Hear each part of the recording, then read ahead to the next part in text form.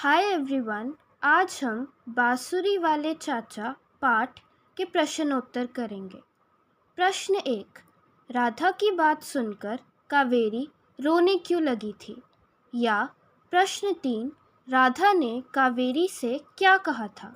उत्तर। घोष बाबू सपरिवार दशहरे का मेला देखने गए थे। मेले में बहुत भीड़ थी। घोष बाबू इस भीड़ में सावधानी पूर्वक अपनी दोनों बेटियों को संभाले चल रहे थे। अचानक रावण के पुतले में आग लगते ही उनकी बेटी खुशी न जाने कहाँ उस भीड़ में खो गई। खुशी को लापता पाकर उसकी माँ कावेरी घोष घबरा गई। ऐसे में उनके परिचित राधा की बातों ने आग में घी का काम किया।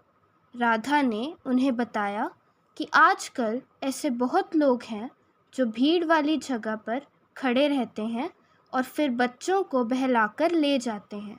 राधा की ऐसी बातें सुनकर कावेरी को लगा कि अब खुशी नहीं मिलेगी। वह घबरा गई और रोने लगी। प्रश्न 2। मेला देखने आए लोग हक्के बक्के क्यों थे? उत्तर। दशहरे के पर्व पर जगह जगह मेले लगते हैं जहां बुराई का प्रतीक रावण के पुतले को जलाया जाता है। पुतला जलने से पूर्व राम रावण का युद्ध होता है और तत्पश्चात श्री राम अग्निबाण चलाकर रावण का अंत कर देते हैं। लेकिन इस दशहरे के मेले में अभी रावण का युद्ध चल ही रहा था कि किसी ने रावण के पुतले में आग लगा दी। यह सब देख मेला देखने आए लोग हक्के बक्के रह गए। प्रश्न 4। घोष बाबू के दफ्तर जाने की बात पर कावेरी परेशान क्यों हो उठी? उत्तर। घोष बाबू का परिवार साथ मिलकर दशहरे का मेला देखने का कार्यक्रम बना रहे थे। तभी घोष बाबू को किसी ज़रूरी काम के कारण 2-2.5 घंटे के लिए दफ्तर जाना पड़ गया था। घोष बाबू के दफ्तर जाने की बात को सुनकर कावेरी घोष कुछ परेशान हो उठी। उसे लगा कि काम समाप्त होने में 2-2.5 घंटे से अधिक समय भी लग सकता है। यदि ऐसा हुआ तो वह दशहरे का मेला इकट्ठे देखने नहीं जा पाएंगे और साथ ही दशहरे की खुशी भी अधूरी रह जाएगी। प्रश्न 5। यूसुफ चाचा ने घोष बाबू से रुपए लेने से इनकार क्यों कर दिया था? या प्रश्न 7। यूसुफ चाचा ने घोष बाबू पर क्या उपकार किया? उत्तर। घोष बाबू को दशहरे के मेले में अपनी खोई बेटी खुशी उस भीड़ में मिली।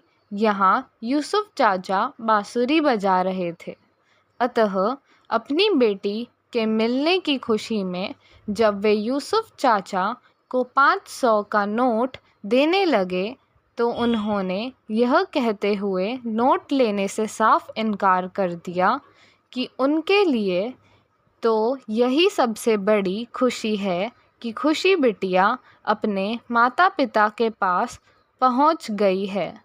खुशी की सहायता करने और घोष बाबू से रुपए लेने से इनकार करने के पीछे उनका कोई निजी स्वार्थ नहीं बल्कि मदद का भाव था।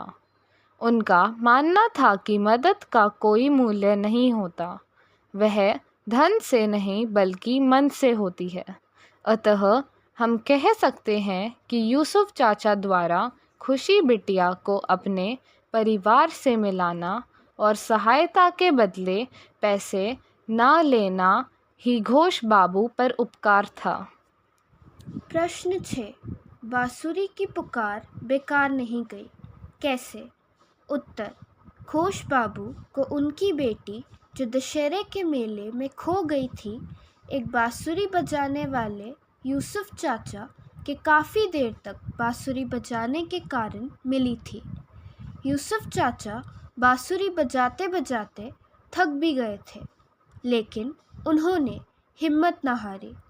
वह इसी उम्मीद के साथ बांसुरी बजाते रहे कि ये बांसुरी की पुकार खुशी के माता पिता को उनकी बेटी तक खींच लाएगी। और अंत में ऐसा ही हुआ। बांसुरी की पुकार, उसके सुर बेकार नहीं थे। खुशी का अपने माता पिता से मिलन इसी बांसुरी की पुकार के कारण हुआ। अतः हम कह सकते हैं कि जहाँ शब्द असफल हो जाते हैं, वहाँ सुरों की ताकत बोलती है। प्रश्न 8। घोष बाबू उपकार का बदला कैसे चुकाना चाहते थे? उत्तर। यूसुफ चाचा ने खुशी बिटिया को उसके परिवार से मिलाकर घोष बाबू की दुनिया खुशी से भर दी थी। यूसुफ चाचा की ये निस्वार्थ और बिना शर्त मदद एक अपरिभाषित भाव था, जिसका मूल्य नहीं चुकाया जा सकता था। लेकिन फिर भी घोष बाबू ने इस उपकार का बदला चुकाने का छोटा सा प्रयास किया।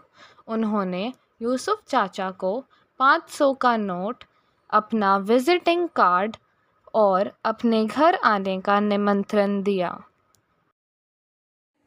उम्मीद है यह प्रश्न उत्तर आपके लिए सहायक सिद्ध होंगे।